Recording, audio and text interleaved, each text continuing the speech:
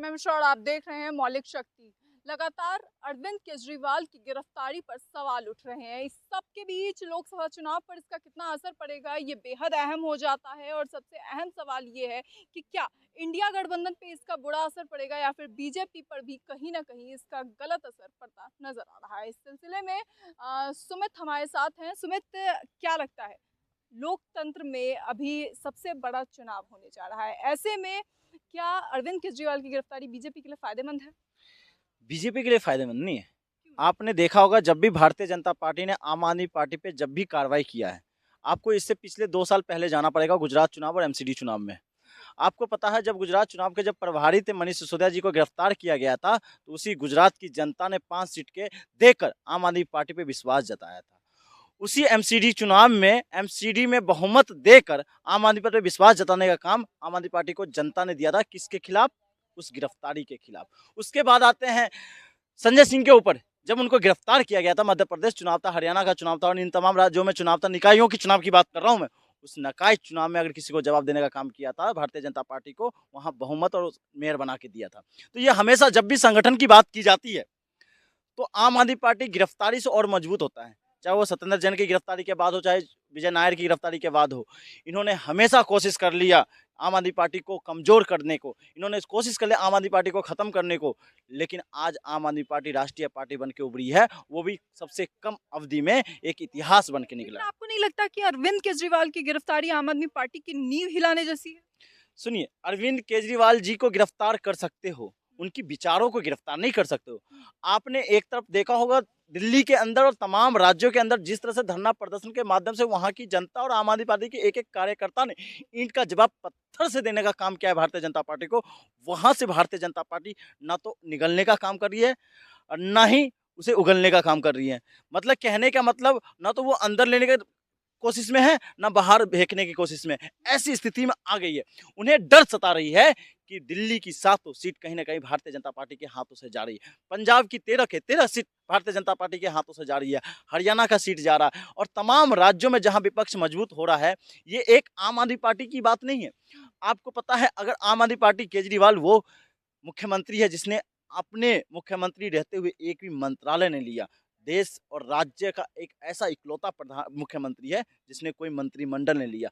उसके बावजूद पार्टी को खत्म करने के मनसे से चुनाव में प्रचार न कर पाए अरविंद केजरीवाल, उसके मनसे से अरविंद केजरीवाल को गिरफ्तार किया ये गया। तो आप कह रहे हैं, बीजेपी कह रही है कि भ्रष्टाचार को खत्म करने के नाम पे जो पार्टी निकल कर सामने आई थी, आज वही भ्रष्टाचार के मामले में सारे के सारे नेता अंदर हैं। मैं कहता हूं उसी ईडी से या भारतीय जनता पार्टी से ही पूछना चाहता हूं। मैं ही नहीं पूछना चाहता हूं, देश और दिल्ली के तमाम जनता पूछना चाहता है और जानना भी चाहता है कि ईडी को आखिर क्या मिला है। ईडी की मनी लॉन्ड्रिंग केस में कितना उसे मिला है, कि मनी लॉन्ड्रिंग किसने घोटाला किया है, किसने घोटाला नहीं किया है, किसने मनी लॉन्ड्रिंग की है नहीं की। आपको पता होगा आंध्र प्रदेश के जो जगन मोहन रेड्डी के पार्टी के सांसद था, उसको गवाह बना दिया गया। किस लिए? क्योंकि वहां गठबंधन बन गया था जगन मोहन रेड्डी के साथ। उसके बाद साउथ ग्रुप की जो हवाला देते हैं, उसके तमाम जो व्यापारी है, इनको गवाह बनाया, उनको जेल से बाहर कर दिया। और इन्होंने किसको किया? बीआरएस, जो मुख्य विपक्षी बन के उभरा था भारतीय जनता पार्टी का, जिसने थर्ड फ्रंट बनाने की बात कही थी चंद्रशेखर राव ने, उनकी बेटी को गिरफ्तार करके उनकी विचार को दबाना चाहते हो आप। और सबसे बड़ी बात, मैं सुन लीजिए, सबसे बड़ी बात, संजय सिंह जिसने अडानी को लेकर, जिसने जनता के किसानों को लेकर, जिसने नौजवानों को लेकर, जिसने महिला सम्मान को लेकर सदन में सवाल उठाया, उसके बाद अचानक से संजय सिंह पे आ जाता है, जिसका तो दिल्ली सरकार में कोई भागीदारी भी नहीं है। और आप इतना ही भ्रष्टाचार को मुक्त करना चाहते हो, भ्रष्टाचार को पकड़ना चाहते हो, भ्रष्टाचार मुक्त भारत चाहते हो, भ्रष्टाचार मुक्त दिल्ली चाहते हो, भ्रष्टाचार मुक्त सरकार चाहते हो, तो मैं पूछना चाहता हूं, उस आबकारी बिल के तहत अनिल बैजल उस समय उपराज्यपाल थे, अप्रूवल उनका था, उनको एक भी समन क्यों नहीं गया?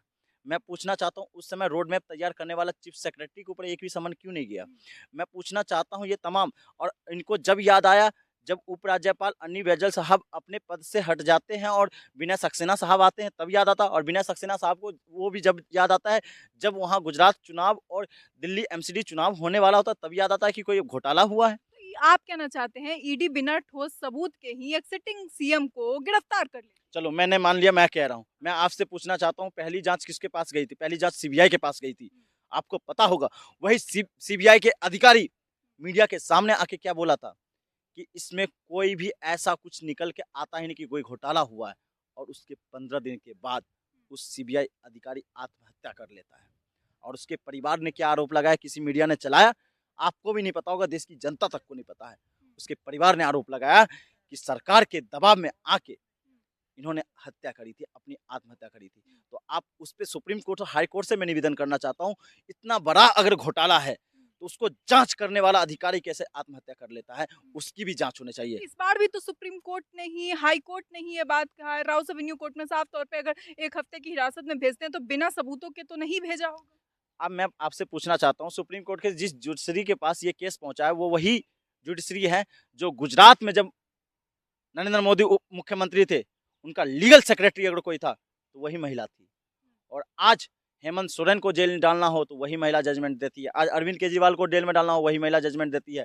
आज वो तमाम लोगों पे जो कार्रवाई हो रही है, तमाम तेजस्वी यादव पे जो कार्रवाई होती है, वही महिला जजमेंट देती है। आखिर क्यों? नहीं, अगर अरविंद केजरीवाल इतने सही है तो 9 समन था, पहले दूसरे समन में जाके सफाई दे देनी थी, अपनी बात सुनिए, खत्म। सफाई मिला नहीं क्या? आपने 9 समन का जवाब सुना आपने या देखा आपने? मीडिया ने दिखाया? वो तो कभी चले जाते हैं कि हम सुनिए मन शांत करने चले जा रहे हैं, कभी किसी काम से। पत्रकार महोदय सुनिए, कोई मुख्यमंत्री होता है तो कैबिनेट लीगल होता है उसका, कैबिनेट एडवाइजरी होता है उसका, और कैबिनेट का एक रूप होता है कि उसके ही सिस्टम में दिया जाए, उसके प्रोटोकॉल में ही जवाब दिया जाएगा। और एक एक समन का जवाब ईडी को मिला था। अगर ईडी आज अगर कहता है कि एक भी समन का जवाब नहीं मिला तो मुखर आके प्रेस रिलीज करके बताए कि एक भी समन का जवाब नहीं मिला। हिम्मत नहीं है।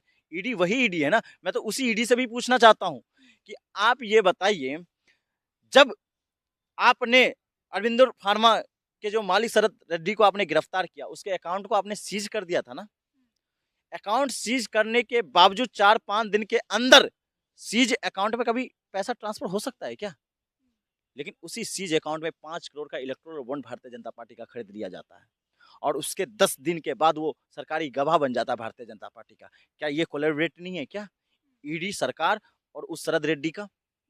क्या ये कोलैबोरेट नहीं है देश की राजनीति को खत्म करने का? क्या ये कोलैबोरेट नहीं है लोकतंत्र को खत्म करने का? क्या ये कोलैबोरेट नहीं है कि वो आम आदमी पार्टी से डर रही है? या कोलैबोरेट नहीं है कि अरविंद केजरीवाल की जो जनता के बीच में जो जनमत बना हुआ उससे डर रही है? ये तो फिर वही बात हो गई कि विपक्ष जितनी भी काम करे उसका सारा ये कह दे कि भाई ईडी और सीबीआई सरकार के अंडर में चलती है, तो वो अपनी सारी गलतियां उसी के पीछे छुपा रहे हैं। चलो मैं विपक्ष की बात करना, सारे अपराधी है, सारे आरोपी है, सारे भ्रष्टाचारी, सारे दंगाई है। एकनाथ शिंदे कौन है? अशोक चौहान कौन है? मुकुल राय कौन है? छगन भुजबल कौन है? शुभेंदु अधिकारी कौन है? हेमंत विश्व शर्मा कौन है? येदियुरप्पा कौन है? ये तमाम नेता, तो मैंने कुछ नेता का नाम लिया, और तमाम अभी जो टिकट पे चुनाव लड़ने के लिए जा रहे हैं, मैं तो कहता हूं सुप्रीम कोर्ट से और हाई कोर्ट से और तमाम एजेंसियों ने तो खुद अपनी साख को धूमिल करने का काम किया है। ये तो एजेंसियों को सोचना चाहिए कि आपको जनता के बीच में आपने अपनी छवि क्या बना ली है। भाई, आपको लोग निष्पक्ष के रूप में देखना चाहता है। सुनिए, आज अगर इतना ही अगर सरकार निष्पक्ष और भ्रष्टाचारी और दंगाई को खत्म करना चाहती है तो सुप्रीम कोर्ट से भी निवेदन करता हूँ, एक बेंच स्टैंडिंग कमेटी बनवाइए। स्टैंडिंग कमेटी को ये काम दीजिए, तमाम नेता के अचल संपत्ति का जांच होना चाहिए, और इससे पता, जैसे इलेक्टोरल बॉन्ड से पता चला था किस पार्टी ने सबसे बड़ा घोटाला और भ्रष्टाचारी और मनी लॉन्ड्रिंग का काम किया है, उसी तरह से इसका भी पता अचल संपत्ति किसके पास जाता है और कौन से नेता के पास जाता है और कौन सी पार्टी से वो लिंकअप करता है। ये कराने की हिम्मत नहीं जुटाएंगे, क्योंकि आपको पता है, आपको बताना, आज आम आदमी पार्टी का कार्यालय सीज कर दिया कि चुनाव में उतर ना पाए। आज उत्तर प्रदेश के अंदर तमाम विधायक को सिक्योरिटी दे के नाम पर सीज इसलिए कर दिया क्या है क्योंकि कार्यकर्ता हंगामा कर रहे हैं। आप पिछले दिनों देखिए किस तरीके से उनके मंत्रियों को हिरासत में लेना पड़ा पुलिसकर्मियों को, क्योंकि वो अपनी जो सीमाएं हैं वो लांघ रहे थे। अब आचार संहिता है, ऐसे में इस तरह से करेंगे तो फिर काम चलेगा। आचार संहिता का आर्टिकल पता है आपको? जुडिशियल आर्टिकल क्या कहता है? जुडिशियल आर्टिकल ये कहता है कि कोई विपक्षी पार्टी जो अपनी सहभागिता देता हो लोकतंत्र के चुनाव में, उसके ऊपर जब तक कार्रवाई नहीं होगी, जब तक चुनाव खत्म ना हो जाए। ऐसी क्या दिक्कत थी भारतीय जनता पार्टी को चुनाव के बीच में उसके ऊपर कार्रवाई हुआ? और ये पूछना, यह आचार संहिता नहीं, लाचार संहिता है। और लाचार संहिता किसका, मैं फिर किससे बताना चाहता हूँ आपको, लाचार संहिता ईडी का है। लाचार आज ईडी लाचार हो चुकी है, सीबीआई लाचार हो चुकी है, वो तमाम एजेंसियां लाचार हो चुकी है, पीएमएलए लाचार हो चुका है। आज वो तमाम चीज बात करूँ पीएमएलए की, इसलिए बात करता हूँ कि आप एक पक्ष पे पीएमएलए लगा देते हो और दूसरे पक्ष पे कोई कार्रवाई नाफ साफ हो जाता है। आज वो तमाम लोग निष्पक्ष, चुनाव आयोग लाचार है भाई, निष्पक्ष नहीं है चुनाव आयोग। क्या दिक्कत थी? चुनाव आयुक्त का 2 सदस्य अचानक से इस्तीफा देता है, उस पर सवाल क्यों नहीं बना? क्या दिक्कत था? सुप्रीम कोर्ट को जो बेंच में जो तमाम जज हैं, जज के 2 कमिटी बना दी गई। क्यों बना दी गई भाई? चंद-चूर की ताकत को कमजोर करने के लिए आप सुप्रीम कोर्ट में भी हस्तक्षेप करना स्टार्ट कर दिए हो, हाई कोर्ट में स्थापित कर दिए हो, अपनी निचली अदालत में तो पहले से ही था आपका हस्तक्षेप। क्या दिखाना चाहते हो आप? अरे देश का न्यायालय खत्म कर दिया आपने, देश का आपने कार्यपालिका को खत्म कर दिया आपने, देश के संवैधानिक ढांचा को खत्म कर दिया आपने, अभिव्यक्ति की आजादी जो इस मीडिया की बात करो उस मीडिया को खत्म कर दिया आपने, सोशल मीडिया की आवाज को खत्म कर दिया आपने। फिर भी 400 पार का दावा कर रहे हैं, यानी जनता को भरोसा है उन पे? मैं कह रहा हूँ भारतीय जनता पार्टी 400 कम बता रही है, मैं कहता हूँ 543 आ जाएगी। जब विपक्ष मुक्त चुनाव वो चाह रही है, भारतीय जनता पार्टी का मंशा क्या है, विजन क्या है? वन नेशन वन इलेक्शन, उसके साथ एक और बात कहते हैं वो, वन लीडर वन पार्टी। इसका मतलब ये हुआ कि वो चाहते हैं कि मैं ही सब कुछ हूँ।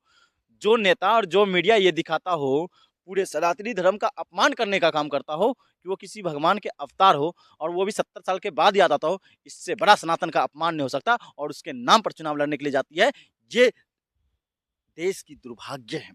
ये देश के लिए कहीं न कहीं शर्मिंदगी की बात है कि ऐसा तानाशाह देश के अंदर आ गया है कि जो अपने आप को भगवान से भी ऊपर मानने को तैयार हो गया, जिसने शंकराचार्य को अपमान किया, जिसने देश के जज सुप्रीम कोर्ट के जज को भी अपमान करने उसको भी चैलेंज देने का काम करता है, जो देश के चुनाव आयोग को चैलेंज देने का काम, जो देश के सदन में पहली बार हुआ है लोकतांत्रिक देश में, किसी भी पूरी दुनिया की बता रहा हूँ मैं, 170 से ज़्यादा सांसदों की बर्खास्तगी हुई है। आज तक के इतिहास में किसी भी लोकतांत्रिक देश में नहीं हुआ, पहली बार हुआ और इसका मतलब आप समझते हैं 14 करोड़ से ज़्यादा मतदाताओं की आवाज़ को दबा देना और 14 करोड़ मतदाता दबाने का मतलब ये हुआ है देश की जो पूरी आबादी की जो आपने 20% जनता को आवाज़ दबा दी आप। क्या लगता है आपको, अरविंद केजरीवाल लोकसभा चुनाव से पहले बाहर निकल पाएंगे? सुनिए, अरविंद केजरीवाल को आप जेल में डाल दीजिए, कोई दिक्कत नहीं है। मैं फिर कहता हूँ, कितना भी आप उनको परेशान कर लें, उनको पराजित नहीं कर सकते हैं। सातों सीटों पर जीतने का दावा कर रही है बीजेपी। मैं एक चीज़, उसूल पर जब आँच आता है ना, टकराना ज़रूरी है।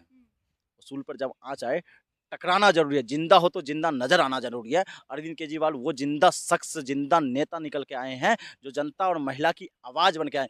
जिस देवी शक्ति की बात करते हैं, आज महिलाओं को सम्मान और सशक्त करने का काम दिल्ली में अगर किसी नेता ने किया और उसके माध्यम से पूरे देश में महिलाओं के लिए तमाम, चाहे लाडली योजना हो, तमाम योजनाएँ जो लागी जाए, अब विपक्षी नेताओं को और तमाम दलों को, राजनीतिक दलों को उन्होंने एक सबक सिखाया।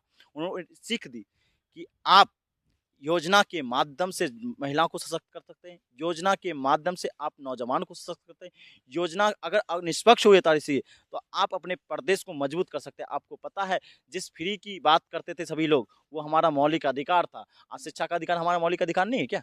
स्वास्थ्य का अधिकार हमारा मौलिक अधिकार नहीं है क्या? हमारा रोजगार का अधिकार क्या हमारा मौलिक अधिकार नहीं है क्या? हमें मानव समान, मानव एकता मतलब बराबरी का अधिकार हमारा मौलिक अधिकार नहीं है क्या?